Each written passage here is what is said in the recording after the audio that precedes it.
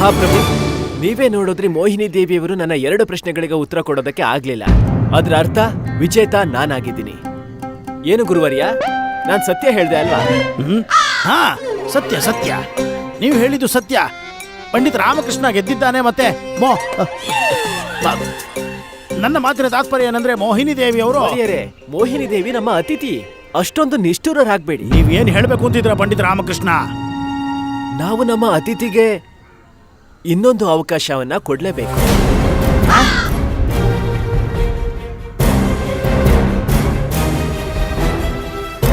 ಹಾ, ಅಗತ್ಯವಾಗಿ ಅತಿಥಿ ದೇವೋ ಭವ, ಅತಿಥಿ ದೇವೋ ಭವ ಮಹಾರಾಜರೇ. ಸರಿಯಾಗಿ ಹೇಳುತ್ತಿದ್ದೀರಿ ಪಂಡಿತ ರಾಮಕೃಷ್ಣ. ಮೋಹಿನಿ ದೇವಿಯವರಿಗೆ ಇನ್ನೊಂದು ಅವಕಾಶ ನೀಡುವುದಾಗಲಿ.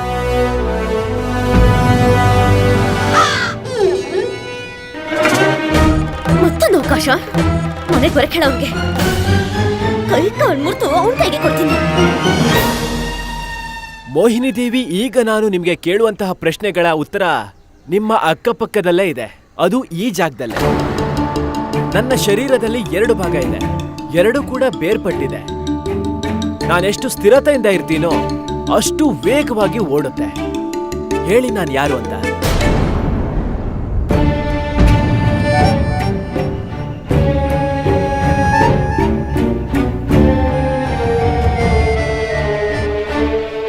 ನನಗೆ ಇದರ ಉತ್ತರ ಕೂಡ ಗೊತ್ತಿಲ್ಲ.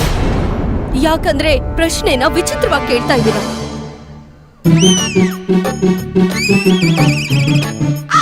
ಪಂಡಿತ ರಾಮಕೃಷ್ಣ, ನೀವು ಹೇಳಿದ್ರಿ ಈ ಪ್ರಶ್ನೆಗೆ ಉತ್ತರ ರಾಜಸಭೆಯಲ್ಲಿ ಇದೆ. ನಮಗೂ ತಿಳ್ಕೊಳ್ಳೋ ಆಸೆ ಇದೆ. ಏನದು? ಗುರುವರ್ಯರೇ, ಈ ಪ್ರಶ್ನೆಯ ಉತ್ತರವನ್ನ ನಿಮ್ಮ ಪಕ್ಕದಲ್ಲೇ ಇಟ್ಕೊಂಡಿದ್ದೀರಾ. ಅದ್ಯಾ ಗಡಿಯಾರ?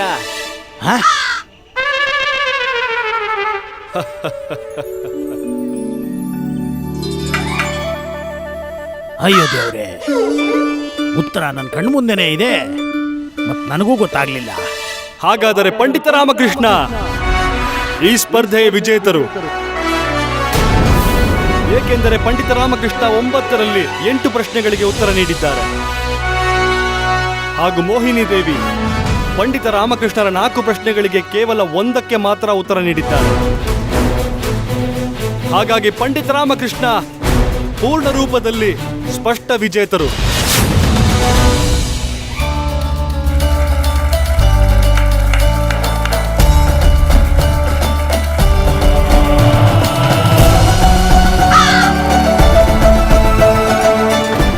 ಇಲ್ಲ, ಇದು ನ್ಯಾಯನೇ ಅಲ್ಲ. ಪಂಡಿತ ರಾಮಕೃಷ್ಣ ಬೇಕು ಅಂತಲೇ ಕಠಿಣವಾದ ಪ್ರಶ್ನೆಗಳನ್ನ ಕೇಳಿದ್ದಾರೆ. ಇದರ ಉತ್ತರ ಕೇವಲ ಅವ್ರ ಹತ್ರ ಮಾತ್ರ ಇದೆ. ಈ ಪ್ರಕಾರ ಯಾರು ಬೇಕಾದ್ರೂ ಪ್ರಶ್ನೆ ಕೇಳಿ ವಿಜೇತರಾಗ್ಬೋದಲ್ವಾ? ಆದ್ರೆ ನಿಮಗೂ ಕೂಡ ವಿಜೇತ ಅಂತ ಹೇಳೋದು ಅನುಚಿತವಾಗಿದೆ ಮೋಹಿನಿ ದೇವಿ. ಯಾಕೆ ಅಂದ್ರೆ ನೀವು ಪ್ರಶ್ನೆಗಳನ್ನ ಕೇಳಿದ್ದು ನಿಮಗೆ ಮಾತ್ರ ಉತ್ತರ ಗೊತ್ತಿತ್ತು. ಆದ್ರೆ ಇದ್ಯಾಕೆ ನೀವು ಸರಿ ನಾನು ತಪ್ಪು ಅಂತ? ಇದೆಂತ ನ್ಯಾಯ ಹೇಳಿ? ನಾನ್ ಹಾಗಾದ್ರೆ ಹೇಗ್ ಸೋತೆ? ಮೋಹಿನಿ ದೇವಿ ಇದ್ದಕ್ಕಿದ್ದಾಗೆ ನೀವು ಪ್ರತಿಸ್ಪರ್ಧಿಯ ಮೇಲೆ ದಾಳಿ ಮಾಡಿದಾಗ ಇದರಿಂದ ನಿಮ್ಮ ವಿದ್ವತ್ ಹೇಗ್ ಗೊತ್ತಾಗುತ್ತೆ ಹೇಳಿ? ಸರಿ, ನಾನ್ ನಿಮ್ಗೆ ಇನ್ನೊಂದು ಅವಕಾಶವನ್ನ ಕೊಡ್ತೀನಿ. ಸಂಪೂರ್ಣ ನಿಷ್ಪಕ್ಷಪಾತವಾಗಿ ಒಂದ್ ವೇಳೆ ಈ ಬಾರಿ ನೀವು ವಿಜೇತರಾದ್ರೆ ನಾನು ಜೀವನ ಪರ್ಯಂತ ನಿಮ್ಮ ದಾಸನಾಗಿರ್ತೀನಿ.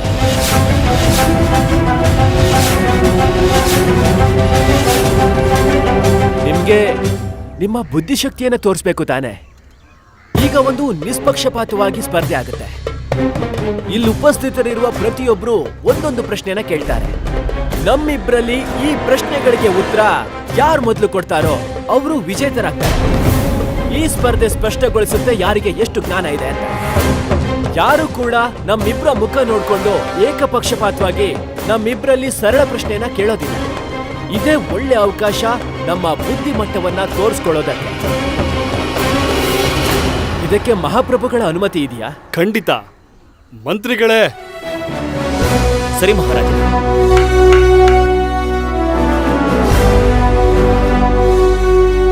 ಈ ಗಂಟೆ ಇಬ್ಬರಿಗೂ ನೀಡಿ. ಪ್ರಶ್ನೆ ಕೇಳಿದ ನಂತರ ಯಾರು ಮೊದಲು ಈ ಗಂಟೆ ಬಾರಿಸುತ್ತಾರೋ ಅವರಿಗೆ ಆ ಪ್ರಶ್ನೆಗೆ ಉತ್ತರ ನೀಡುವ ಅವಕಾಶ ಸಿಗುತ್ತದೆ. ಹೇಳಿ ಮೋಹಿನಿ ದೇವಿ, ನಿಮಗೆ ಈ ಸ್ಪರ್ಧೆ ಸಮ್ಮತವಿದೆಯೋ ಅಥವಾ ಸೋತೆ ಅಂತ ಒಪ್ಕೋತೀರೋ? ಖಂಡಿತ ಇಲ್ಲ.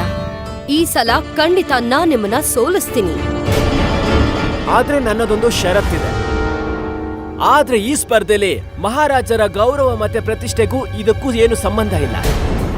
ಇದು ಕೇವಲ ನಮ್ಮಿಬ್ಬರ ಮಧ್ಯೆ ಆಗುತ್ತೆ. ಇದು ಒಳ್ಳೆ ಅವಕಾಶ ನಿಮಗೆ ನಿಮ್ಮ ಪ್ರತಿಷ್ಠೆಯನ್ನ ಪುನಃಸ್ಥಾಪಿಸ್ಕೊಳ್ಳೋದಕ್ಕೆ.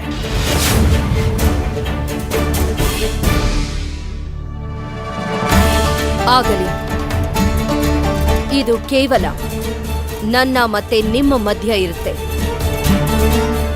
ಮಂತ್ರಿಗಳೇ, ಮೊದಲನೆಯದಾಗಿ ನೀವು ಇವರನ್ನು ಪ್ರಶ್ನೆ ಕೇಳಿ. ಎಲ್ಲ ಜನರು ನನ್ನನ್ನ ಅಪೇಕ್ಷೆ ಪಡ್ತಾರೆ, ಆದ್ರೆ ನನ್ನನ್ನ ಎದುರಿಸೋದಿಕ್ಕೆ ಅವರು ಭಯ ಬೀಳ್ತಾರೆ. ನಾನು ಯಾರು? ಉತ್ತರ ಸತ್ಯ.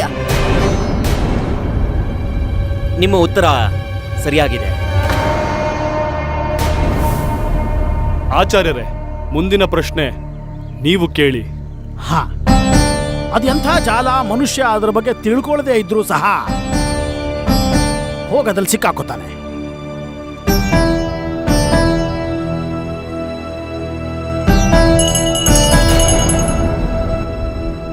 ವ್ಯಾಮೋಹದ ಬಲೆ.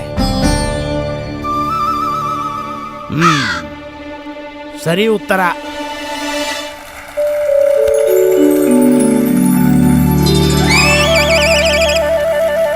ಅಮ್ಮನವರೇ, ಮುಂದಿನ ಪ್ರಶ್ನೆ ನೀವು ಕೇಳಿ. ಅದೇನದು? ಅದನ್ನ ಮುಟ್ಟದೇನೆ ಒಡೆದು ಹಾಕಬಹುದಾದಂತದ್ದು.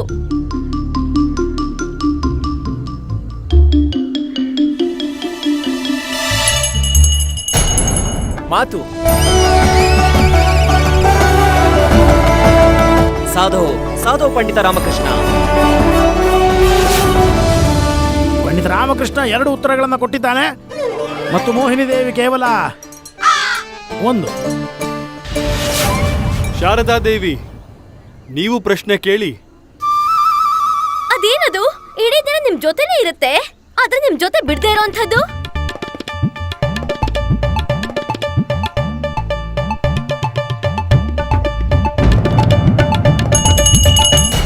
ಉತ್ತರ ನೆರಳು. ನಿಮ್ಮ ನೆರಳು ಯಾವತ್ತೂ ನಿಮ್ಮನ್ನ ಬಿಟ್ಟು ಹೋಗೋದಿಲ್ಲ. ಸರಿಯಾದ ಉತ್ತರ.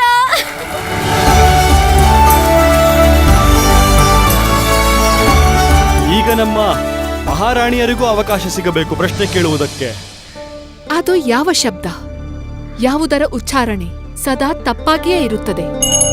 ತಪ್ಪು. ನಿಮ್ಮ ತಾತ್ಪರ್ಯ ಪ್ರಶ್ನೆಯೇ ತಪ್ಪು ಅಂತಲೇ ಅಥವಾ ಮಹಾರಾಣಿಯರು ತಪ್ಪು ಹೇಳಿದ್ರೆ? ಇಲ್ಲ ಇಲ್ಲ ಇಲ್ಲ ಇಲ್ಲ ಗುರುವರ್ಯ, ಪ್ರಶ್ನೆಲೇ ಉತ್ತರ ಇತ್ತು. ಈ ಪ್ರಶ್ನೆಯ ಉತ್ತರವೇ ತಪ್ಪು. ನನಗೆ ಸರಿಯಾದ ಉತ್ತರ ಬೇಕೋ? ಪಂಡಿತ ರಾಮಕೃಷ್ಣ ಸರಿ ಹೇಳುತ್ತಿದ್ದಾರೆ. ಈ ಪ್ರಶ್ನೆಗೆ ಉತ್ತರ ತಪ್ಪು. ಏಕೆಂದರೆ ತಪ್ಪು ಎಂಬುದು ಏಕೈಕ ಶಬ್ದ, ಅದರ ಉಚ್ಚಾರಣೆಯು ತಪ್ಪು ಎಂದೇ. ಹೌದು ಮಹಾರಾಜರೇ. ಪಂಡಿತ ರಾಮಕೃಷ್ಣ, ಸರಿಯಾದ ಉತ್ತರ.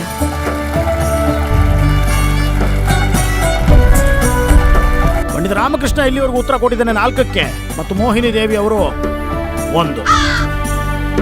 ಮಹಾರಾಜ, ಈಗ ನೀವು ಪ್ರಶ್ನೆ ಕೇಳಿರಿ. ಇಲ್ಲ, ನಾವು ಪ್ರಶ್ನೆ ಕೇಳಲಾಗುವುದಿಲ್ಲ.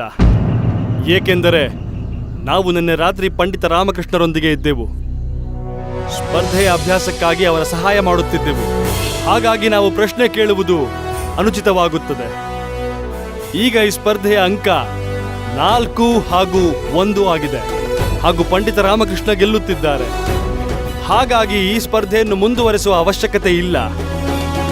ಪಂಡಿತ ರಾಮಕೃಷ್ಣ ಸ್ಪಷ್ಟ ರೂಪದಲ್ಲಿ ವಿಜೇತರು.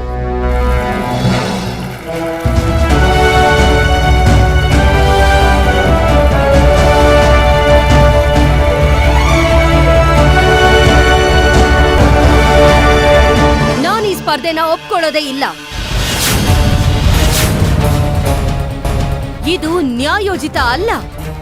ಎಲ್ಲಿರೋ ಎಲ್ರು ಪಂಡಿತ ರಾಮಕೃಷ್ಣನಿಗೆ ಗೊತ್ತಿರೋರು, ಅವ್ರ ಜೊತೆಗೆ ಇರೋರು.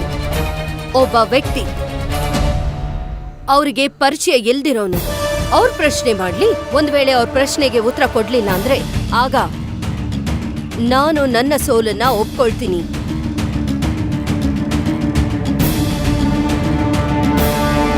ಸರಿ, ನಾನ್ ನಿಮಗೆ ಮತ್ತೊಂದು ಅವಕಾಶವನ್ನ ಕೊಡ್ತೀನಿ. ಇನ್ನೊಂದು ಪ್ರಶ್ನೆಯನ್ನ ಕೇಳ್ಬೋದು. ಒಂದ್ ವೇಳೆ ಈ ಉತ್ತರವನ್ನ ಮೋಹಿನಿ ದೇವಿ ಕೊಟ್ಟು ನಾನು ಕೊಡ್ಲಿಕ್ಕಾಗ್ಲಿಲ್ಲ ಅಂದ್ರೆ ನಾನು ಖಂಡಿತವಾಗ್ಲೂ ನನ್ನ ಸೋಲನ್ನ ಒಪ್ಕೋತೀನಿ.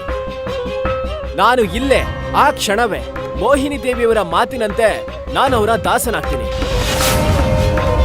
ಯಾರು ಈ ಪ್ರಶ್ನೆಯನ್ನ ಕೇಳ್ತಾರೆ ಅಂದ್ರೆ ಅವರು ವಿಜಯನಗರದ ದರ್ಬಾರಿನ ಸದಸ್ಯರು ಆಗಿರಲ್ಲ, ಮತ್ತೆ ನಮ್ಮ ಪರಿವಾರವೂ ಕೂಡ. ಮಹಾಪ್ರಭು, ನಾನ್ ನಿಮ್ಮ ಹತ್ರ ಕೇಳ್ಕೊತಾ ಇದ್ದೀನಿ, ಈ ಸ್ಪರ್ಧೆ ಸ್ಪಷ್ಟ ಸ್ಪರ್ಧೆ ಯಾವಾಗ ಆಗತ್ತೆ ಅಂದ್ರೆ ಅದು ಆ 8 ಪಂಡಿತರು ಯಾರು ಮೋಹಿನಿ ದೇವಿಯರ ಪಲ್ಲಕ್ಕಿಯನ್ನು ಎತ್ತುತ್ತಾರೋ ಅವರಲ್ಲಿ ಯಾರಾದ್ರೂ ಒಬ್ರು ಪ್ರಶ್ನೆಯನ್ನ ಕೇಳಿ. ಒಂದ್ ವೇಳೆ ಮೋಹಿನಿ ದೇವಿಯವರು ಆ ಪ್ರಶ್ನೆಗೆ ಉತ್ತರವನ್ನ ಕೊಟ್ರೆ ನಾನು ಸೋತೆ ಅಂತ ಒಪ್ಕೋತೀನಿ. ಮತ್ತೆ ಇದು ಮೋಹಿನಿ ದೇವಿಯವರಿಗೆ ಅಂತಿಮ ಅವಕಾಶ. ಪಂಡಿತ ರಾಮಕೃಷ್ಣ ಅವನ ಚಿತೆಯನ್ನು ಅವನೇ ಸರಿ ಮಾಡ್ಕೊಂತಿದ್ದಾನೆ. ಗೆದ್ದಿದ್ದ ಆರಾಮಾಗಿ, ಈಗ ಅವನು ಹೆಚ್ಚು ಬುದ್ಧಿ ಉಪಯೋಗಿಸಿ ಪರಾಜಿತನಾಗ್ತಾನೆ. ಸ್ವೀಕರಿಸ್ತೀನಿ. ಸಂಜೆ ಸಮಯದಲ್ಲಿ ಮಹಾಪಂಡಿತರು ಪ್ರಶ್ನೆ ಕೇಳೋದಿಕ್ಕೆ ಅನುಮತಿ ಕೊಡಲಾಗುತ್ತೆ.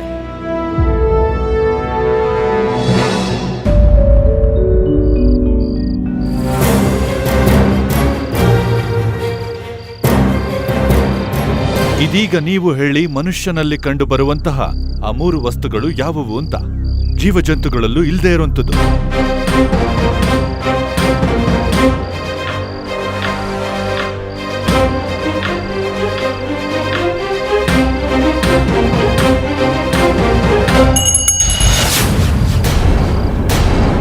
ಪಂಡಿತ ರಾಮಕೃಷ್ಣ, ಬೌದ್ಧಿಕ ಶಕ್ತಿ, ಕಲ್ಪನಾ ಶಕ್ತಿ ಮತ್ತೆ ವಾಣಿ ಶಕ್ತಿ. ಪಂಡಿತ ರಾಮಕೃಷ್ಣರೇ, ನಿಮ್ಮ ಉತ್ತರ ಸರಿಯಾಗಿದೆ.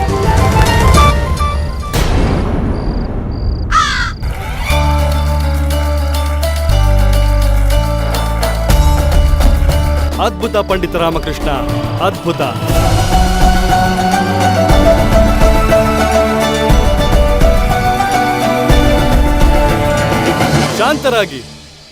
ಶಾಂತರಾಗಿರಿ. ಮೋಹಿನಿ ದೇವಿ, ನೀವು ಸೋತಿದ್ದೀರಿ. ನೀವು ಪಂಡಿತ ರಾಮಕೃಷ್ಣರನ್ನು ನಿಮ್ಮ ದಾಸರಾಗಬೇಕು ಎಂದಿರಿ. ಆದರೆ ಈಗ ಪಂಡಿತ ರಾಮಕೃಷ್ಣ ನಿಮಗೆ ಸರಿಯಾದ ದಂಡನೆ ನೀಡುತ್ತಾರೆ.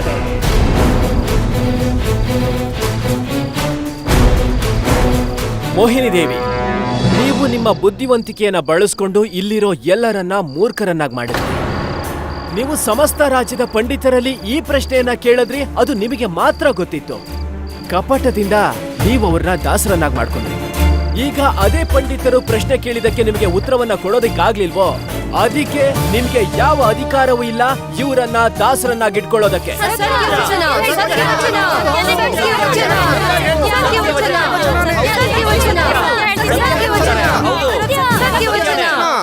ನೆನ್ಪಿಟ್ಕೊಳ್ಳಿ, ಈ ಸಮಾಜದಲ್ಲಿ ಇದಕ್ಕಿಂತ ದೊಡ್ಡ ಮೂರ್ಖ ಯಾರೂ ಇಲ್ಲ. ಅವರು ಈ ತರ ಯೋಚಿಸ್ತಾರೆ, ನನಗೆ ಪ್ರಪಂಚದ ಎಲ್ಲ ವಿಚಾರಗಳು ಗೊತ್ತಿದೆ ಅಂತ. ಒಂದು ಸಾಧಾರಣ ಅಜ್ಞಾನಿ ಗಿಳಿಯೂ ಕೂಡ ಆಕಾಶದೆತ್ತರಕ್ಕೆ ಹಾರಬಲ್ಲದು. ಆದ್ರೆ ಸಂಪೂರ್ಣ ತಿಳ್ಕೊಂಡ ಮನುಷ್ಯ ಯಾಕೆ ನಾನೆಲ್ಲ ತಿಳ್ಕೊಂಡಿದ್ದೀನಿ ಅಂತ ಅನ್ಕೊಂಡಿರ್ತಾನೆ.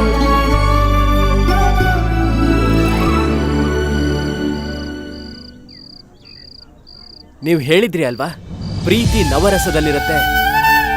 ಆದ್ರೆ ನಾನ್ ನಿಮಗೆ ಇವತ್ತು ಹೇಳ್ತಾ ಇದ್ದೀನಿ, ನಿಮ್ಮ ಉತ್ತರ ಸಂಪೂರ್ಣ ತಪ್ಪಾಗಿದೆ. ನಾನು ಹೇಳ್ತೀನಿ ಪ್ರೀತಿ ಅಂದ್ರೆ ಏನು. ಮಹಾಪ್ರಭು, ಪ್ರೀತಿ ಅಂದ್ರೆ ಯಾವ ಭಾವನೆ ಇರುತ್ತೆ ಅಂದ್ರೆ ಯಾವ ವ್ಯಕ್ತಿಗೂ ಕೂಡ ಯಾವುದೇ ಪ್ರತೀಕ್ಷೆಯನ್ನ ಮಾಡದೆ, ಯಾವುದೇ ರೀತಿಯ ಲಾಭ ನಷ್ಟ ನೋಡದೆ ಸುಖ ನೀಡೋದು, ಆನಂದವನ್ನ ನೀಡೋದು, ಖುಷಿ ಕೊಡೋದು.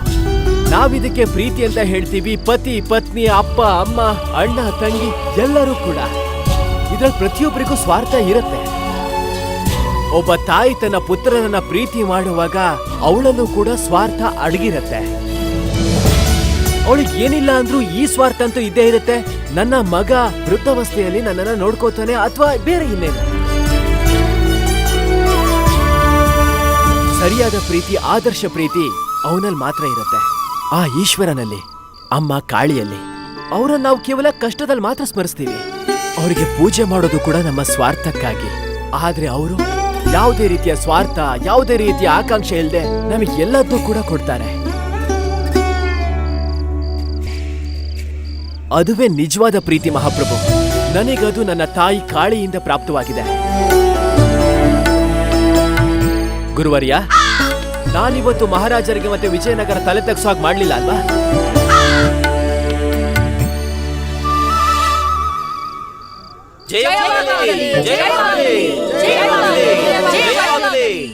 ಪಂಡಿತ ರಾಮಕೃಷ್ಣ, ನಾವು ನಿಮಗೆ ಶುಭಾಶಯಗಳು ತಿಳಿಸುತ್ತೇವೆ. ಕೇವಲ ಇದಕ್ಕಾಗಿ ಅಲ್ಲ, ನೀವು ಈ ಸ್ಪರ್ಧೆ ಗೆದ್ದಿರೆಂದು ಇನ್ನೊಂದು